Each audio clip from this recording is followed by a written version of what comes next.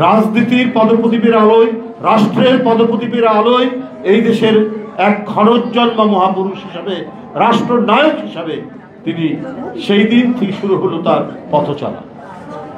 আমি দুটো বিষয় একসাথে নিয়ে আসতে চাই।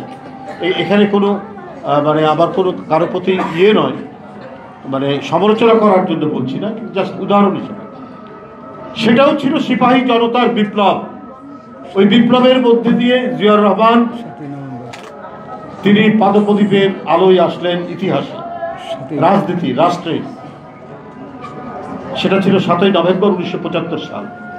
আর আপনার 2024 সালের 5ই আগস্ট ছাত্র জনতার এক মহাবিপ্লবের সৃষ্টি হলো। তার 3-4 দিন পর যে সরকার গঠিত হলো, সেই সরকার ডক্টর ইউনূস সাহেবের নেতৃত্বে, সেই সরকার একটা বিপ্লবী সরকারের মতোই আমি মনে করি। তাকে সমস্ত আন্দোলনরত রাজনৈতিক দলগুলো সমর্থন করেছে। দুইজনের এই দুই ইয়ের মধ্যে মিল আছে, আবার গড়মিলও আছে। মিলটা হচ্ছে দুজনই এসছেন, শহীদ রাষ্ট্রপতি জিয়াউর রহমান এবং ডক্টর ইউনূস সাহেব দুজনই এসছেন একটি বিপ্লবের মধ্যে দিয়ে। কিন্তু জিয়াউর রহমান তর্কাতীতভাবে, বিতর্কহীনভাবে তিনি এই দেশে একজন সফল রাষ্ট্রনায়ক হিসেবে বিবেচিত হয়েছেন। কতগুলো বৈশিষ্ট্য, তার সততার ব্যাপারে কেউ কোথাও ন্যূনতম একটা ছোট্ট উদাহরণ সৃষ্টি করার চেষ্টা করেও অনেকে পারেনি। ডক্টর ইউনূস সাহেবেরও তার সততা নিয়ে কোনো প্রশ্ন নেই, একজন ভালো মানুষ, গুণী মানুষ হিসাবে কোনো প্রশ্ন নেই। জিয়াউর রহমানের দেশপ্রেম সময়ের পরীক্ষায় উত্তীর্ণ। যুদ্ধ, সংগ্রাম, লড়াই, বীরত্ব সবার মধ্যে দিয়ে জিয়াউর রহমান তখন জাতির একজন জাতীয় হিরো হিসাবে তিনি প্রতিষ্ঠিত। ডক্টর ইউনূস সাহেবও তার কর্মক্ষেত্রে একজন অর্থনীতিবিদ হিসেবে মাইক্রো ক্রেডিট, সোশ্যাল বিজনেস নিয়ে আন্তর্জাতিক অঙ্গনে তিনিও সুপরিচিত মানুষ। কতগুলো কমন বৈশিষ্ট্য আছে, আবার কিছু গড়মিলও আছে। ডক্টর ইউনূস সাহেব উনি প্রধান উপদেষ্টা, মানে প্রধানমন্ত্রীর পদমর্যাদায় উনি এসে উনার যে প্রতিষ্ঠান আছে, নিজস্ব প্রতিষ্ঠান গ্রামীণ ব্যাংক, তিনি একটি গ্রামীণ বিশ্ববিদ্যালয়ের অনুমোদন করিয়েছেন, উনি প্রধান উপদেষ্টা। জিয়াউর রহমান কিন্তু তার নিজের, তার পরিচিত ঘনিষ্ঠ জনের কারো নামে কোথাও কোনো প্রতিষ্ঠান তিনি ক্ষমতা থাকা অবস্থায় তিনি করেননি। ডক্টর ইউনূস সাহেবের সময়, আমি বলছি না যে এটা কোনো বেআইনি, ডক্টর ইউনূস সাহেব এটা বেআইনি কোনো কাজ করেছেন, কিন্তু এটা দৃষ্টিকটু। কারণ উনি প্রধান উপদেষ্টা, উনার যদি কোনো একটা প্রতিষ্ঠানের তিনি ব্যক্তিগত মালিক নন, এটা হয়তো অন্যান্য সাধারণ মানুষরা মালিক, কিন্তু তার নামেই তো চলে। তার বিভিন্ন আর্থিক প্রতিষ্ঠানের সুদ মওকুফ করিয়েছে। জিয়াউর রহমানের আবার এই ধরনের কোনো দৃষ্টান্ত নেই, কারণ উনি প্রধান উপদেষ্টা, উনারই কোনো আর্থিক প্রতিষ্ঠানে যদি সুদ মওকুফ হয় তাহলে এটাও দৃষ্টিকটু। এটা হয়তো বেআইনি না, কিন্তু এটাও একটু দৃষ্টিকটু লাগে। তাই শহীদ রাষ্ট্রপতি জিয়াউর রহমান অনেক দিক থেকেই অনন্য।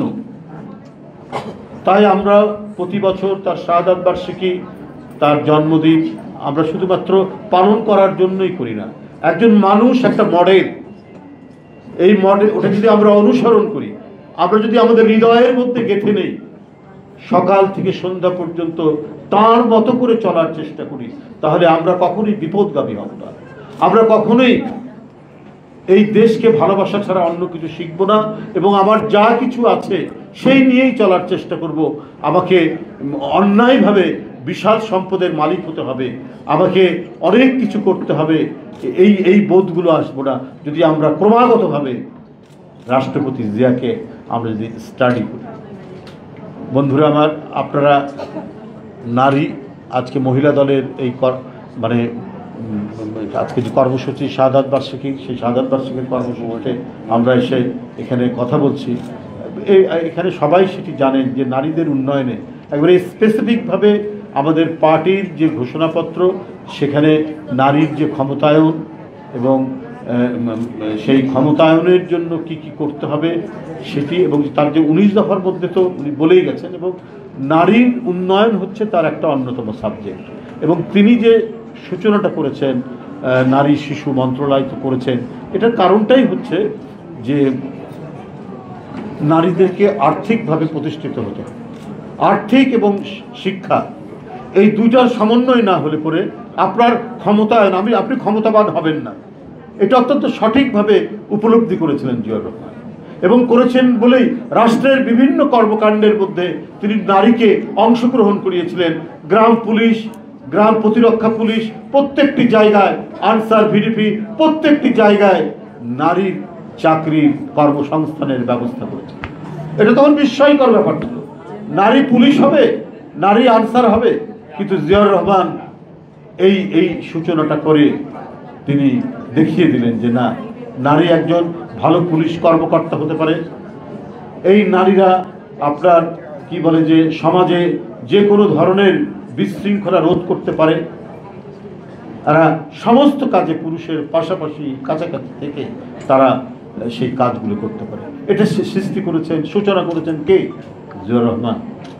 তাই আমি বললাম যে তার এই যে 3.5 বছর 4 বছরের যে তার রাজত্বকাল, মানে ভালো কিছু করতে গেলে আপনার বেশি সময় লাগে না। কিন্তু এই যে সরকার সংস্কার করছেন, সময় দেন, নির্বাচন নিয়ে এই বলে ডিসেম্বর, এই বলে জুন, এত বেশি লাগার কথা না। আপনি যদি মানে ভালো কিছু করতে চান, আপনি 2-3 মাসেই তো করা সম্ভব। আপনার সদিচ্ছা যদি থাকে। আপনার দিল্লির সুলতান শের শাহ 3.5 বছর রাজত্ব করেছেন, এর মধ্যে গ্র্যান্ড ট্রায়াঙ্গেল রোড করেছেন, এর মধ্যে তিনি ওই রোডের পাশে সরাইখানা করেছেন, এবং একবারই সেই কি বলে যে যশোর থেকে পেশোয়ার পর্যন্ত রাস্তার ধারে বিশাল বিশাল গাছ লাগিয়েছিলেন, যেটা পরবর্তী পর্যায়ে বিশাল বিশাল মহিরুহে পরিণত হয়েছে। তারপরে ডাক ব্যবস্থা, এই যে আমরা চিঠি দেই, সেই সারা মানে উপমহাদেশে ডাক ব্যবস্থা চালু করেছিলেন শের শাহ, অল্প 3.5 বছর। আকবর তো 50 বছর রাজত্ব করেছে, কিন্তু 3.5 বছর উনি করেছেন। জিয়াউর রহমান 3.5 বছর যা করেছেন, আপনার কৃষি উন্নয়নের ক্ষেত্রে, শিল্পের ক্ষেত্রে, শিক্ষার ক্ষেত্রে, পররাষ্ট্র নীতির ক্ষেত্রে, খাল কাটা, খাদ্য উৎপাদন, নারীর আর্থিক উন্নয়ন, কোন দিকে যাব, প্রত্যেকটি জায়গায় তার অসাধারণ, তার যে ছোঁয়া, তার যে কৃতিত্ব, সেটি ভোলাম না। আমি ওইটাই বলছি যে এতদিন লাগার কথা নয়তো আপনি সংস্কার করবেন। জনগণের যে নাগরিক স্বাধীনতা এবং সম্মিলিত ইচ্ছার প্রকাশ, সেটি হলো গণতন্ত্র। এই গণতন্ত্রকে মজবুত ভিত্তির উপর আমাদের প্রতিষ্ঠিত করতে হলে যে কাজগুলো করা দরকার, সেই কাজগুলো তো বেশি সময় লাগার কথা না। এখানে যারা কাজ করছেন এই বিভিন্ন কমিশনের মধ্যে, ঐক্যমত কমিশনের যিনি প্রধান ডক্টর আলী রিয়াজ সাহেব, অত্যন্ত গুণী মানুষ, একাডেমিশিয়ান মানুষ, তো তারা তো কাজ করে যাচ্ছেন, এবং এটা তো বেশি সময় লাগার কথা না। কিন্তু ডিসেম্বর না জুন, এটা কি ধরনের? বিএনপি সুস্পষ্টভাবে বলেছে, এবং এই ডিসেম্বরের কথাটা কিন্তু তাদের দিক থেকে এসছে। প্রথমে তত্ত্বাবধায়ক সরকারের যে বিভিন্ন যারা কর্মকর্তারা আছেন, তারা কিন্তু বলেছেন, আমাকেও বলেছেন ব্যক্তিগতভাবে, যে জুন মাসের মধ্যে নির্বাচন। আবার বলছেন ডিসেম্বরের মধ্যে নির্বাচন। এই যে বিভিন্ন রাজনৈতিক দল দেখা করতে গিয়েছেন, তো আমার কাছে একটা মানে প্যারাডক্স আমার কাছে মনে হচ্ছে যে বিএনপি স্পষ্টভাবে বলেছে আমরা ডিসেম্বরের মধ্যে নির্বাচন চাই। প্রধান উপদেষ্টা বলেছেন ঠিক ডিসেম্বর থেকে জুনের মধ্যে। সেখানে আরো 2টি রাজনৈতিক দল বলেছে, মানে জামাত ইসলাম এবং এনসিপি, তারাও বলেছে এটার মধ্যে। তো এই প্যারাডক্সটা, যে হিয়ালিটা, এটা কেন ডিসেম্বর থেকে জুনের মধ্যে? বিএনপি বলছে যে ডিসেম্বরের মধ্যেই করতে হবে, আর ওনারা বলছেন ডিসেম্বর থেকে জুনের মধ্যে। এখানে 2টি রাজনৈতিক দল সমর্থন করেছে। এই হিয়ালিটা কি? একটা তো নির্দিষ্ট আপনার মাস বলতে পারেন যে এই মাসে হবে, তারপরে শিডিউল ঘোষণা করলেন কিছুদিনের মধ্যে, কাছাকাছি সমাজে নিয়ম যে সময়ের মধ্যে শিডিউল ঘোষণা করা হয়। কিন্তু এইটা এত থেকে এতর মধ্যে হবে বলে একটা ধোঁয়াশা তৈরি করে রেখে দেওয়া, তো এইটা আমার কাছে তো মানে এখনো আমরা পরিষ্কার না ব্যাপারটা। এখানে এর অর্থটা কি? এখানে একটা আন্দোলন হয়েছে, অসংখ্য শিশু, কিশোর, তরুণ, রিক্সাওয়ালা, শ্রমিক মারা গেছে। এদের মানে সম্মিলিত আত্মদানের মধ্যে দিয়ে শেখ হাসিনার পতন হয়েছে, পালিয়ে গেছে। আমরা মূলত তো হচ্ছে গণতন্ত্রের স্পিরিট। শেখ হাসিনা অবাধ সুষ্ঠু নির্বাচন দেয়নি, শেখ হাসিনার বিরুদ্ধে কথা বললে পরে সে গুম করত, সে বিরোধী দলকে রক্তাক্ত করত, সে মিথ্যা মামলা দিয়ে কারাগারে নিক্ষেপ করত। এত অবিচার, এত অন্যায় আপনারা আদালত ভেঙে দিয়েছে, ধ্বংস করেছে, নির্বাচন কমিশন ধ্বংস করেছে, নির্বাচন ধ্বংস করেছে, ভোটারদেরকে ভোট কেন্দ্রে যেতে দেয়নি, ভোট কেন্দ্রে কোনো ভোটারদেরকে দেখা যেত না চতুষ্পদ প্রাণী ছাড়া। এই যে অনাচারগুলো, এই অনাচার থেকে তো মানুষ মুক্তি পেতে চেয়েছে। Immigration to Canada. We provide the best quality service and solution for Canada immigration. Please visit our website and contact for details.